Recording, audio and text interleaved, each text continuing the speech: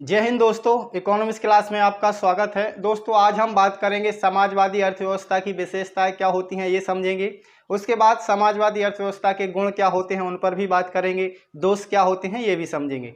इससे पहले हमने जो क्लास ली है उसमें हमने पूंजीवादी अर्थव्यवस्था को समझ लिया है, उसकी विशेषताएं क्या होती हैं, दोष और गुण क्या होते हैं उन पर भी चर्चा कर ली है। इसके बाद हमारा एक ही बचेगा केवल मिश्रित अर्थव्यवस्था, तो उसको हम कल की क्लास में कर लेंगे।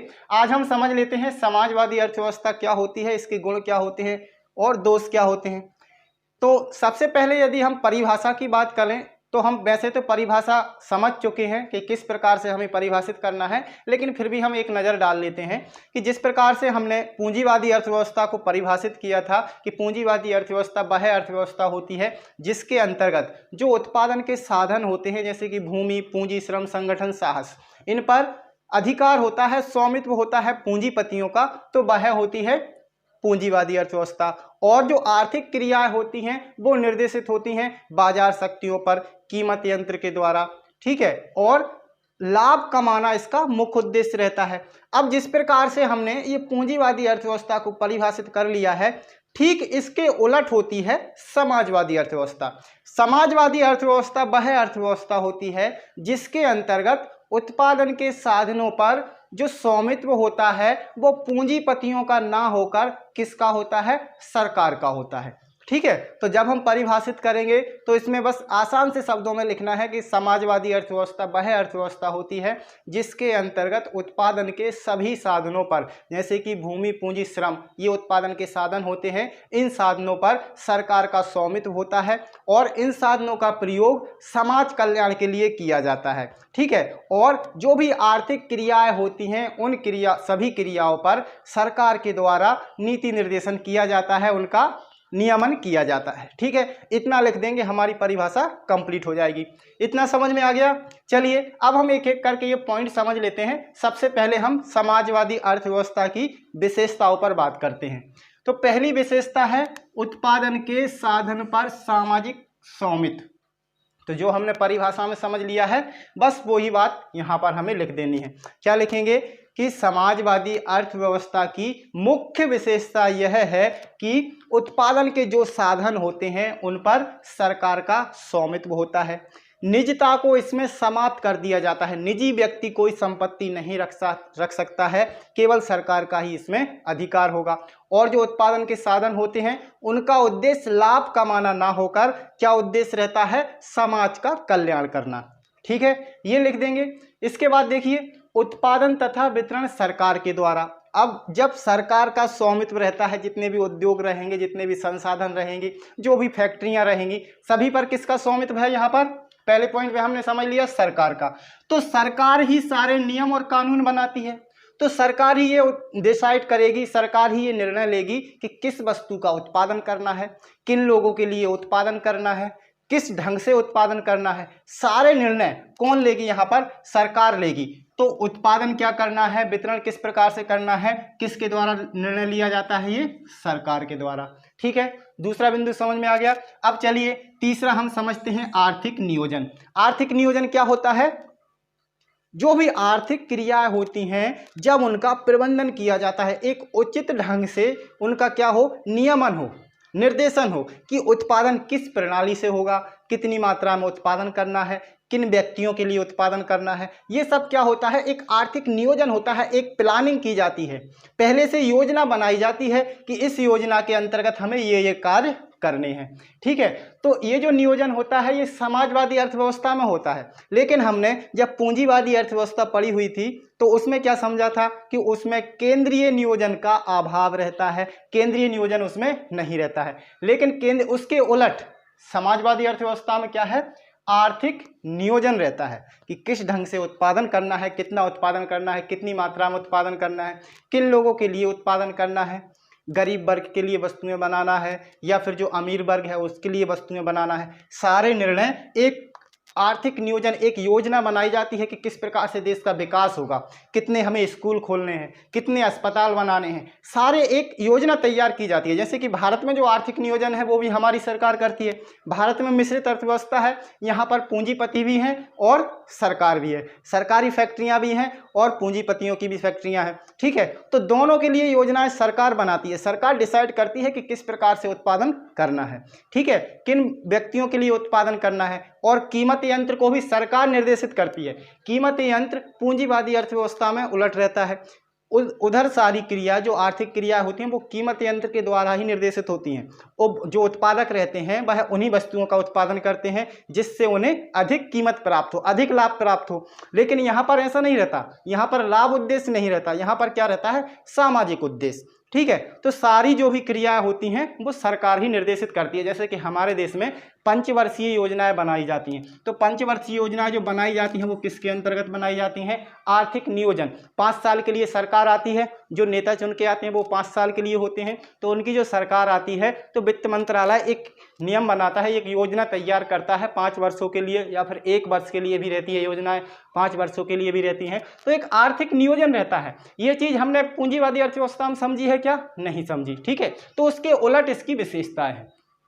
चलिए अगला पॉइंट समझ लेते हैं, धन का अधिक समान वितरण। धन का अधिक समान वितरण किस प्रकार से, अब देखिए, सारे संसाधन सरकार के पास हैं, जो भी फैक्ट्रियां हैं सरकार के पास हैं, जो भी उत्पादन करना है सरकार करेगी। देश की जनता क्या होगी, देश की जनता एक प्रकार से मजदूर होगी, या एक प्रकार से हम मजदूर भी कह सकते हैं, या फिर उसे सरकारी नौकर कह सकते हैं।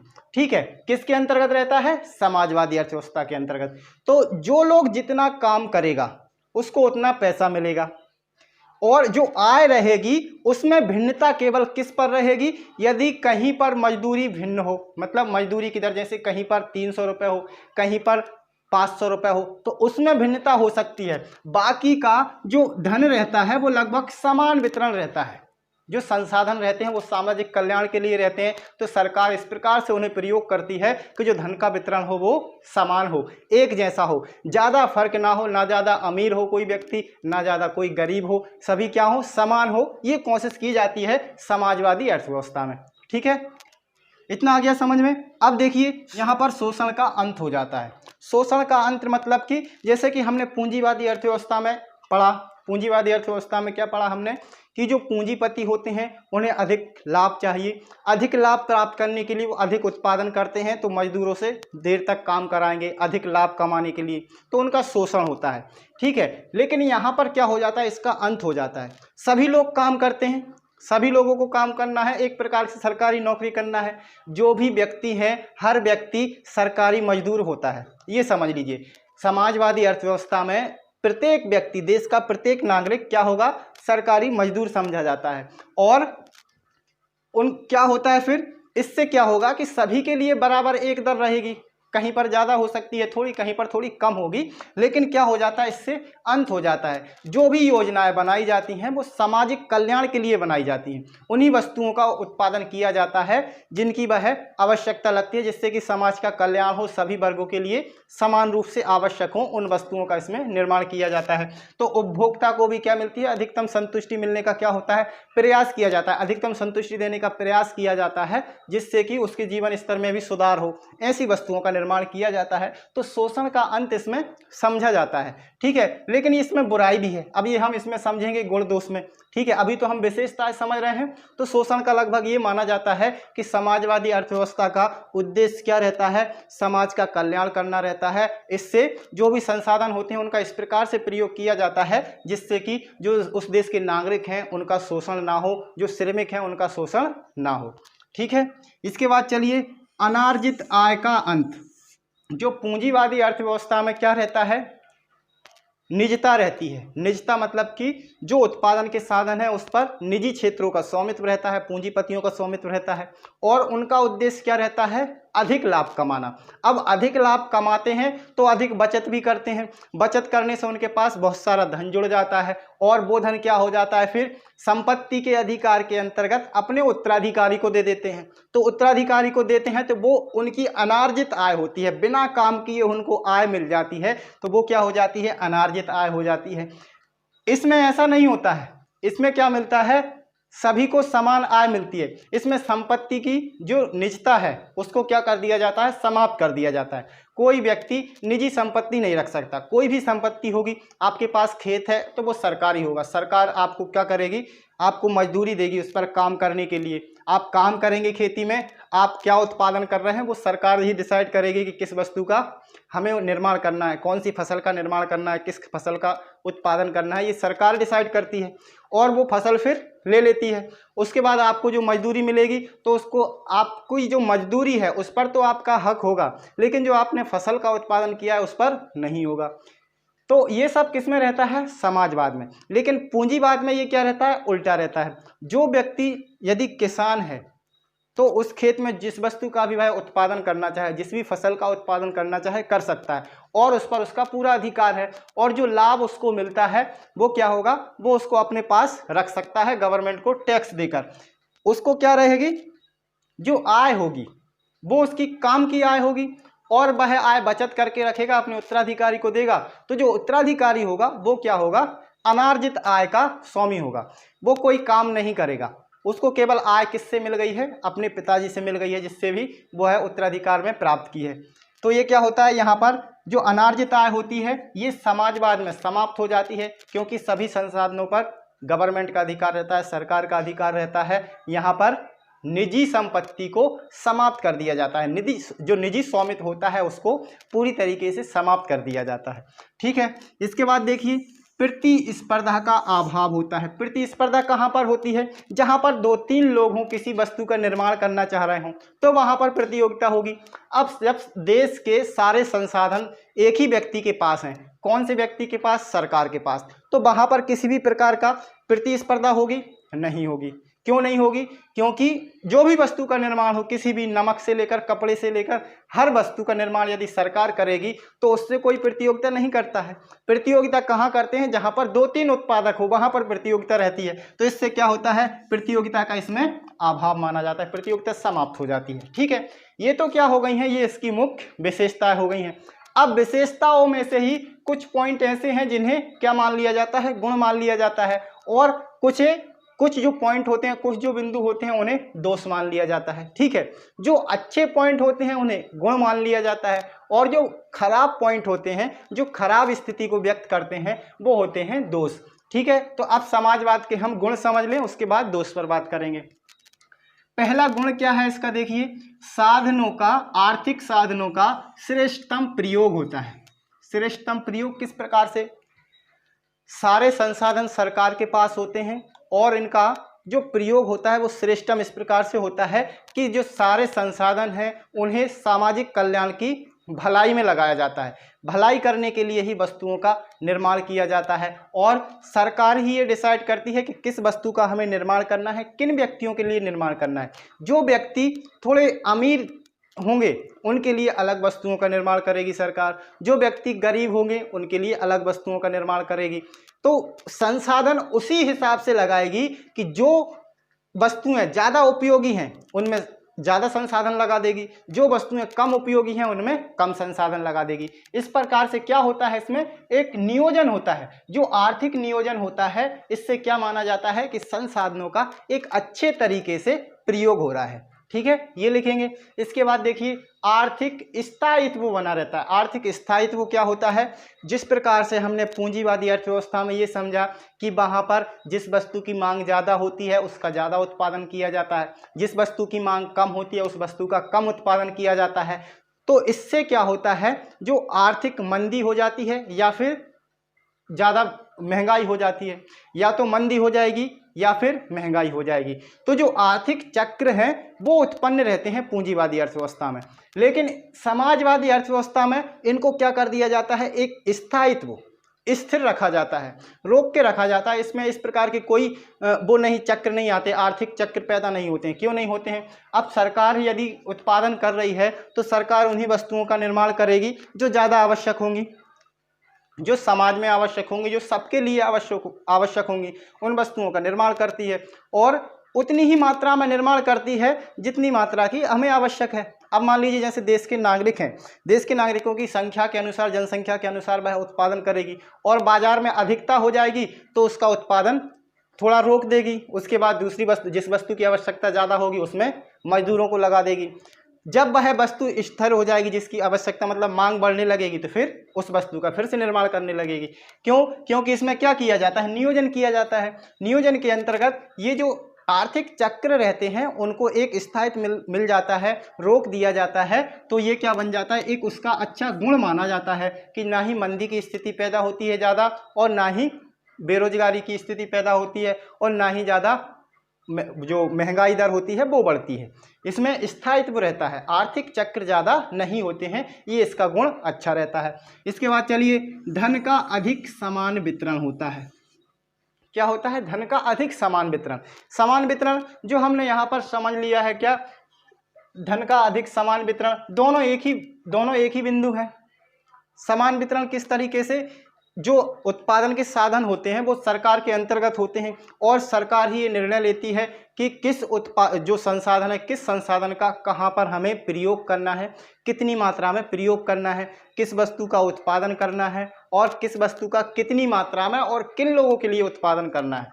तो जैसे कि मजदूर हैं, सारे जो लोग हैं, देश का प्रत्येक नागरिक क्या माना जाता है, एक सरकारी नौकरशाह या फिर सरकारी श्रमिक, ये मान लिया जाता है। और उसमें केवल मजदूरी की दर अलग हो सकती है, थोड़ी सी इधर उधर, किसी की ज़्यादा होगी, जो थोड़ा सा ज़्यादा ऊंचे पद पर होगा उसकी आय थोड़ी ज़्यादा होगी, और बाकी जो नीचे पद पर होगा उसकी थोड़ी कम होगी। बस ये आर्थिक असमानता रहती है। उसके बाद धन का जो वितरण रहता है लगभग समान रहता है, उसमें ज़्यादा असमानता नहीं होती है, ये भी इसको एक गुण माना जाता है। इसके बाद देखिए, वर्ग संघर्ष का अंत हो जाता है। अब इसमें वर्ग रहते ही नहीं है, किसी प्रकार का कंपटीशन नहीं रहता, हर व्यक्ति सरकारी नौकर हो जाता है। जो प्रत्येक व्यक्ति रहेगा जो काम करने योग्य हो गया है वो क्या हो जाता है, एक प्रकार से सरकारी नौकर हो जाता है। सभी सरकार के अंतर्गत कार्य करते हैं और सरकार के आदेश की किसी प्रकार से अवहेलना नहीं कर सकते हैं। तो इसमें वर्ग संघर्ष जो रहता है, जैसे कि पूंजीवाद में वर्ग संघर्ष रहता था, किस प्रकार से धन जो था वो अमीर व्यक्तियों के पास ज़्यादा, जो श्रमिक जो पूंजीपति रहते थे उनके पास ज़्यादा पहुंच जाता है, और जो मजदूर वर्ग रहता है उसके पास कम पहुंचता है। तो इससे क्या होता है, वर्ग संघर्ष उत्पन्न होता है। लेकिन यहाँ पर किसी प्रकार का वर्ग नहीं रहता है, समाजवाद में सभी लगभग समान रहते हैं, धन का वितरण समान तरीके से किया जाता है। सभी व्यक्ति सरकारी नौकर की तरह होते हैं, मतलब प्रत्येक व्यक्ति को एक सरकारी संपत्ति माना जाता है या उत्पादन का साधन माना जाता है। तो उनके बीच धन का जो वितरण रहता है वो समान रहता है। इससे वर्ग संघर्ष का क्या हो जाता है, इसमें अंत हो जाता है। अगला पॉइंट समझिए, अगला पॉइंट है सामाजिक परजीविता का अंत हो जाता है। सामाजिक परजीविता का अंत किस प्रकार से, जो पूंजीवाद की सबसे बड़ा दोष था, क्या दोष था कि वहाँ पर बेरोजगारी ज़्यादा रहती है, और प्रत्येक परिवार का या एक सदस्य यदि काम में लग गया है तो उसी पर बाकी के जो सदस्य हैं वो क्या हो जाते हैं, निर्भर हो जाते हैं। परजीविता मतलब कि दूसरे की जो आय है उस पर डिपेंडता वह क्या हो जाती है, समाप्त हो जाती है। जो भी व्यक्ति अपनी शक्ति से जितना काम कर सकता है, जो काम करने के योग्य हो गया है, वो समाजवाद में क्या हो जाएगा, काम करने के लिए हो जाए तैयार हो जाएगा, और एक संसाधन माना जाएगा, श्रम के रूप में संसाधन माना जाता है। राष्ट्र की क्या हो जाती है, संपत्ति हो जाती है, राष्ट्र का एक उत्पादन का साधन बन जाता है। तो वो काम करने लगता है तो उसको क्या मिलने लगती है, आय मिलने लगती है। तो जो सामाजिक परजीविता होती है, दूसरे व्यक्ति की आय पर या दूसरे वर्ग की आय पर या फिर दूसरे परिवारों की आय पर जो परजीविता रहती है उसका अंत हो जाता है, जो डिपेंडेंसी रहती है उसका अंत हो जाता है इसमें। इसके बाद देखिए, बेरोजगारी का निवारण हो जाता है। उत्पादन के साधन सभी सरकार के पास रहते हैं, तो जो मानव रहता है, जो उस देश के नागरिक रहते हैं, वो भी एक उत्पादन होते हैं श्रम के रूप में। तो सभी का प्रयोग क्या करती है, सरकार करती है। तो सरकार सभी को काम देती है, काम उपलब्ध कराती है। प्रत्येक नागरिक क्या माना जाता है, एक श्रमिक माना जाएगा या फिर नौकरशाह होगा। तो सभी को लगभग रोजगार रहता है, तो बेरोजगारी का इसमें निवारण हो जाता है। कोई व्यक्ति बेरोजगार नहीं रहता, जो भी काम करेगा चाहे कोई भी काम हो, सरकार के निर्देशन पर ही करना है। आप उसको बदल नहीं सकते हैं जब तक सरकार नहीं चाहेगी। सरकार ने एक आर्थिक नियोजन कर लिया है, एक आर्थिक योजना तैयार कर ली है, अब वो डिसाइड करेगी कि कितने मजदूरों को कौन सा काम किधर करना है, सारे निर्देश देगी और बताएगी। कोई भी व्यक्ति अपनी रुचि से नहीं छोड़ सकता उसको कि नहीं मुझे ये काम पसंद नहीं है तो मैं ये काम नहीं करूँगा। कौन करेगा, सरकार करेगी। लेकिन रोजगार क्या होगा, सबको मिलेगा। ठीक है। इसके बाद देखिए, सामाजिक कल्याण का उद्देश्य, समाज के कल्याण के लिए भी ये उद्देश्य मुख्य उद्देश्य रहता है। जो समाजवादी अर्थव्यवस्था होती है उसमें उत्पादन के सभी साधनों का प्रयोग समाज कल्याण के लिए ही किया जाता है। ठीक है, उसका मुख्य उद्देश्य ही यही रहता है कि देश के जो नागरिक हैं उनका कल्याण हो, सभी में समानता हो। इसके बाद देखिए प्रतियोगिता का अंत, जो हमने समझ लिया है, प्रतिस्पर्धा का अभाव। तो यहाँ पर भी वही मतलब है, प्रतियोगिता किन के बीच में होती है, जो लोग, यदि 2-3 लोग एक ही वस्तु का उत्पादन कर रहे हैं, जैसे कि हम अभी देखें मार्केट की अभी कंडीशन देखें तो अभी मार्केट में कई सारी वस्तुएं हैं। जैसे नहाने की साबुन देखेंगे तो कई सारे ब्रांड हैं नहाने के साबुन के। हर व्यक्ति अपनी अपनी साबुन के अलग अलग गुण बताता है, दोष बताता है। दोष नहीं बताते, सभी लोग गुण ही बताते हैं। जैसे कि टीवी पर आप ऐड देखते हो, लक्स साबुन का अलग से ऐड आएगा, इसके बाद ब्रीज साबुन का अलग से ऐड आएगा, संथूर का अलग से ऐड आएगा। वो अपनी विशेषताएं बताएंगे कि इसमें इसकी खुशबू डली हुई है, ये फ्लेवर है। ये सब क्या रहते हैं, ये किसके लिए रहते हैं, प्रतियोगिता करने के लिए, कि भाई मेरी वस्तु ज़्यादा बिके। आप लोगों के पास जानकारी जाएगी कि इस साबुन से मैं अच्छा फील करूंगा, गोरा हो जाऊंगा। ये सब क्या रहते हैं, सब अलग अलग, जैसे क्रीम कोई प्रोडक्ट है, ये सब प्रतियोगिता में ज़्यादा काम आती हैं। लेकिन यहाँ पर सरकार करती है, सभी के लिए करती है, तो प्रतियोगिता का कोई सवाल ही नहीं रहता है। इसमें प्रतियोगिता का पूरा अंत हो जाता है, समाप्त हो जाती है। अब देखिए, ये तो हमने विशेषताएं समझ ली। विशेषताएं और गुण लगभग क्या रहते हैं, समान रहते हैं, दोनों एक ही बात रहती है। जो पॉइंट कुछ इसमें है वो इसमें भी कुछ आपको देखने को मिलेंगे। ठीक है, इसके बाद जो गुण रहते हैं ये थोड़े से अलग रहते हैं। ये क्या होता है, जो इसकी विशेषताएं नहीं रहती हैं उन बिंदुओं को इंगित करते हैं। मतलब कि जो अच्छाइयाँ होती हैं उनके विपरीत जो गुण होते हैं, जो बुराइयाँ होती हैं, उन्हें कहते हैं हम दोष। इन्हें और समझ लीजिए, कुशलता एवं उत्पादकता का अभाव। ये किस प्रकार से होता है, समाजवादी अर्थव्यवस्था में प्रत्येक व्यक्ति सरकारी नौकरशाह होता है और नौकरशाह के कई सारे दोष होते हैं। नौकरशाह जो प्रणाली होती है उसके कई सारे दोष होते हैं। लोग काम पर जाते हैं, काम ठीक से नहीं करते, आलस दिखाते हैं, टाइम पर ना आना, सब क्या रहता है, सभी नौकर रहते हैं तो अपने अपने ओहदे का इस्तेमाल करते हैं। काम पर विशेष ध्यान नहीं दिया जाता, किसी प्रकार की कुशलता उसमें नहीं आती है। क्यों नहीं आ पाती है, क्योंकि इसमें जो लाभ रहता है वो लाभ सीमित रहता है। सीमित मतलब कि जितना सरकार देगी उतना ही। संपत्ति का भी अधिकार नहीं है, तो संपत्ति आप बना के भी नहीं रख सकते, वो क्या हो जाएगी, आपके मरने के बाद सरकार के अधिकार में चली जाएगी। तो सभी लोग क्या सोचते हैं कि जितना खर्च करना है कर लो, उसके बाद तो पूरा सरकार का होना है।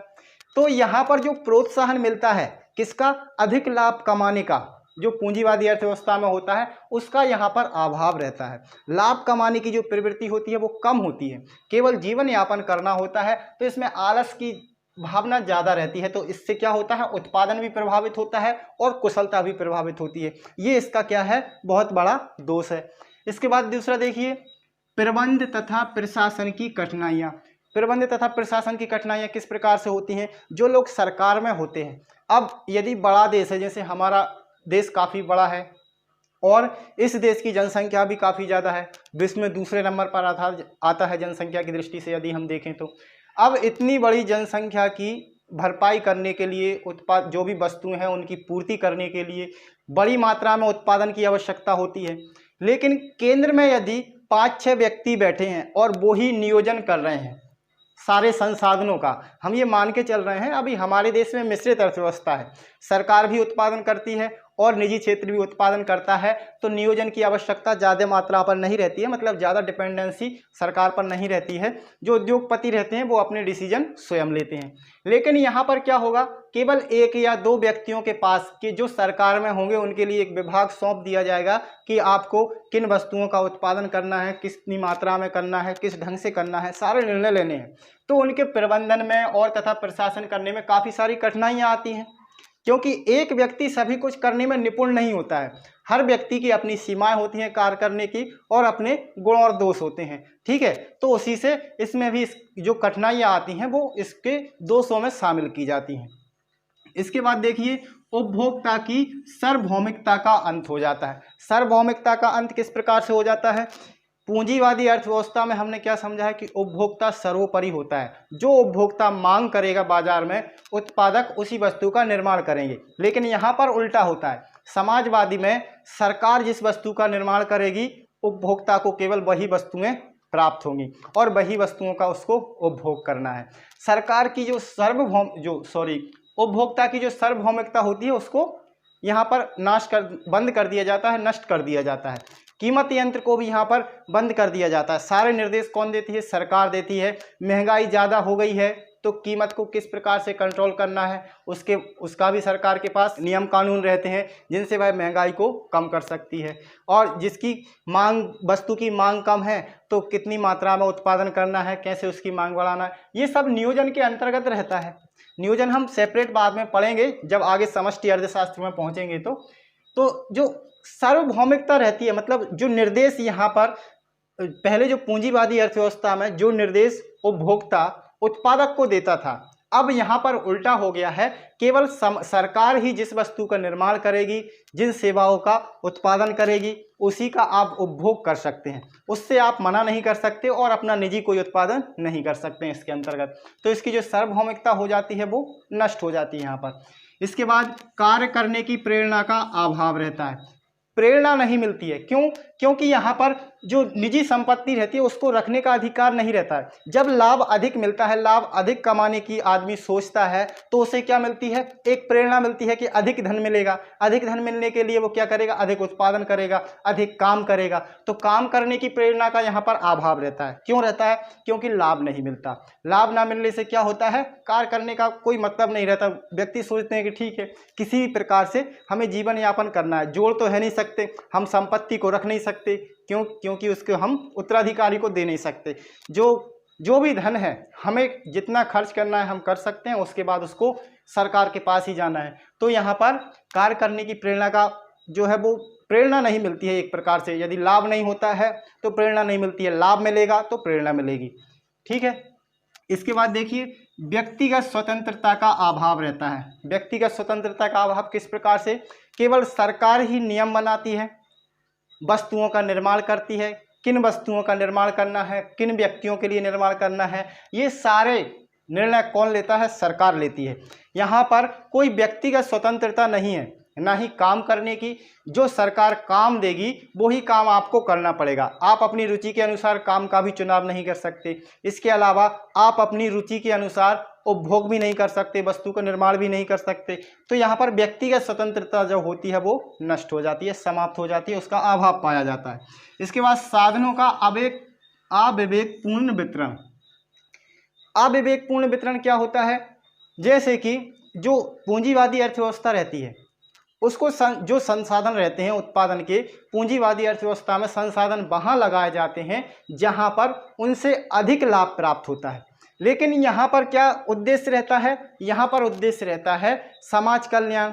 तो सभी संसाधन लगभग बांट दिए जाते हैं बराबर बराबर की, इतने संसाधन इसमें लगाइए, इतने संसाधन इसमें लगाइए, इतनी लेबर यहाँ लगाना है, इतनी लेबर यहाँ लगाना, हर जगह बांट दिया जाता है। इसमें कोई विवेकपूर्ण प्रयोग नहीं किया जाता। अब यहाँ पर जैसे कि हम पूंजीवादी अर्थव्यवस्था में देखें तो कोई व्यक्ति यदि कपड़े का निर्माण कर रहा है तो कपड़े के निर्माण में वह संसाधनों को लगाएगा तो उसको बांट के रखेगा, उसका एक विवेकपूर्ण प्रयोग करेगा कि इतने श्रमिकों की हमें आवश्यकता कहाँ पर है, इतनी मशीनों की हमें धागा बुनने में ज़रूरत पड़ेगी जिस पर 2 मजदूर काम करेंगे, एक मशीन पर 4 मजदूर काम करेंगे। इस प्रकार से एक विवेकपूर्ण प्रयोग किया जाता है। लेकिन यहाँ पर इसका अभाव पाया जाता है। यहाँ पर केवल उत्पादन का ध्यान रखा जाता है कि उत्पादन कितनी मात्रा में करना है, किन लोगों के लिए करना है, किस ढंग से करना है, ये सारे निर्णय सरकार लेती है। और एक व्यक्ति के पास या एक संस्था के पास या एक आयोग के पास भी ये सारे अधिकार होते हैं तो उनका फिर भी विवेकपूर्ण प्रयोग नहीं हो पाता है।